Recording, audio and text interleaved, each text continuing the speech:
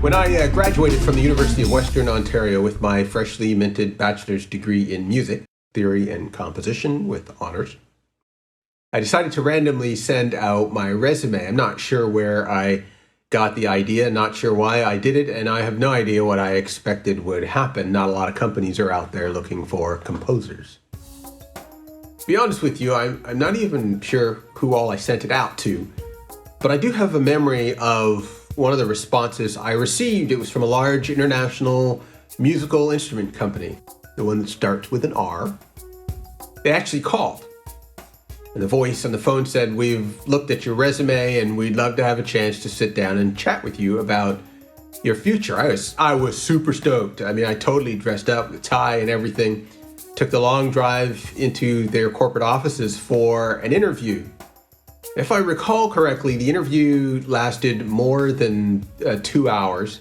I chatted with my interviewer. He introduced me to some of the key folks on site. I got to play some of their emerging instruments, and he explained this new position that they were developing and how he thought I would be the perfect fit.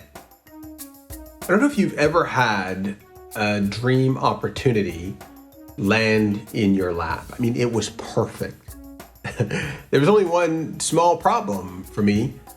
By this point, I had applied and already been accepted into seminary where I was planning to start my Master of Divinity degree in a matter of months.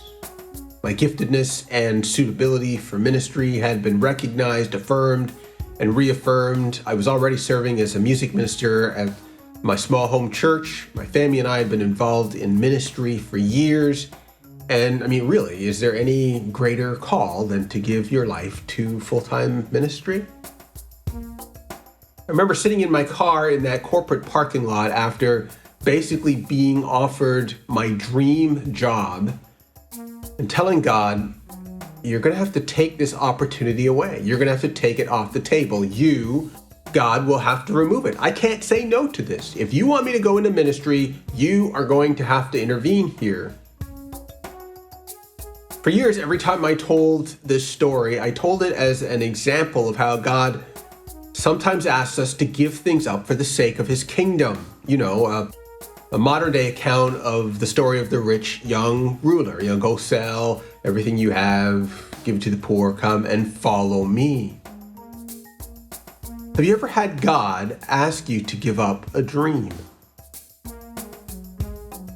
But what if my thinking was skewed by my lack of understanding of the nature and the heart of the Father? See, in the midst of this journey, it occurred to me that perhaps God had not asked me to give up anything. That perhaps the miraculous offer of a dream job from a company I would have really liked to have worked for was not some sort of a test or temptation dangled by a cruel God, but a gift from a loving Father. Not a distraction from the evil one, but a good gift from a good God. Stories like the one mentioned earlier of the rich young ruler, or of the one in our passage this week of Abraham and Isaac, have spawned countless sermons warning us that God is going to one day come and ask us to give up something of great value, something he himself gave us as proof of our love and wholehearted devotion. Now, just to be clear, God does require wholehearted devotion. I want to be very clear on that. But what if we've got it all wrong? What if that is not the lesson of the rich young ruler or the lesson of Genesis 22? What if God is a loving Father? A loving Father.